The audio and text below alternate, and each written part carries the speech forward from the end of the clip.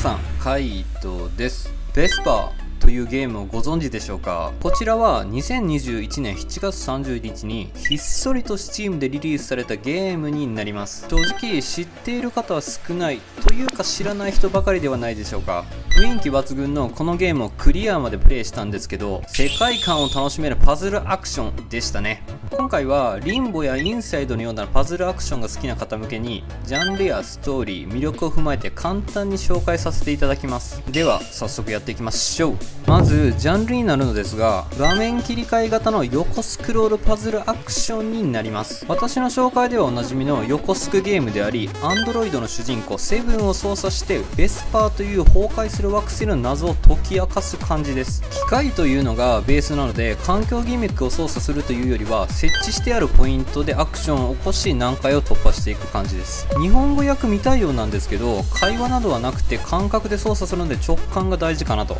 少し頭を使う部分もありますが、程よく難しくない設定がパズアク好きにはたまらないんですよね。このサクサク具合がちょうどいい。次にストーリーの説明をすると、直訳をかけてみたんですけど、ベスパープロトコルの発動から数年後、小さなアンドロイド7が危険と古代文明の痕跡に満ちた不気味な惑星を横断することになります。必要に謎の機械生命体に追われながらも光の力を制御しつつ、彼の種族の運命を決定するお話ですね。そしてこのゲームの魅力なんですけど、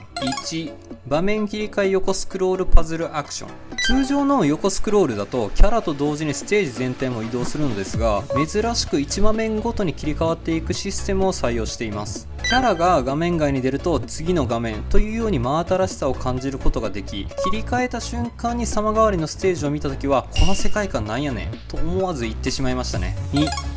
一風変わった様々なコマンド要素。謎解きの部分としては、主人公セブンのコマンド操作一択になります。敵ロボットに見つからないようにステルス要素やボタンタップでのゲート開放、また途中で拾うことになるドライブガンによる光吸収ギミック、そして精神支配などで行動していきます。インサイドやリンボが環境ギミックを大幅に使うのと違い、プレイヤーの操作性に委ねられるので非常に魅力的で、敵のロボットに関しても猛獣タイプから飛行タイプなど、いかにかいくぐって進んでいくのもポイントですね。単純な操作でも十分に楽しめるのがオツなところ。3、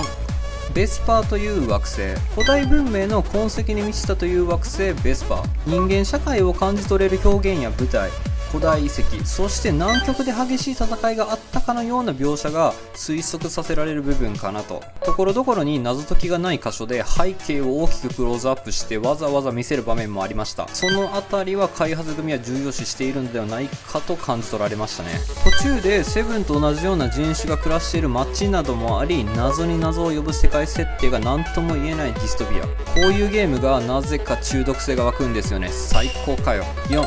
クリア時間は5時間半。値段は2000円ぐらいで、クリア時間は5時間半程度のこの作品。エンディングに関してはマルチを採用しているので、全体ボリュームとしては結構楽しめると感じ取れましたね。ちなみに前回おすすめしたモノボットのような荒廃した世界と似ている部分もあるので、よければこちらの動画を見て比べてみてください。以上になります。個人的にはかなり隠れているパズルアクションゲームのベスパー。世界観がドンピシャだと思う方はぜひプレイしてほしい作品です。よければ皆さんもパズルアクションという面白さに触れてみてください。きっとその魅力についついハマってしまうこと間違いないですよ。このチャンネルではおすすめのゲーム紹介、ためになる解説、またはパズルゲーム実況をしております。少しでも参考になった方がいればチャンネル登録や高評価をしていただけると幸いです。ではでは、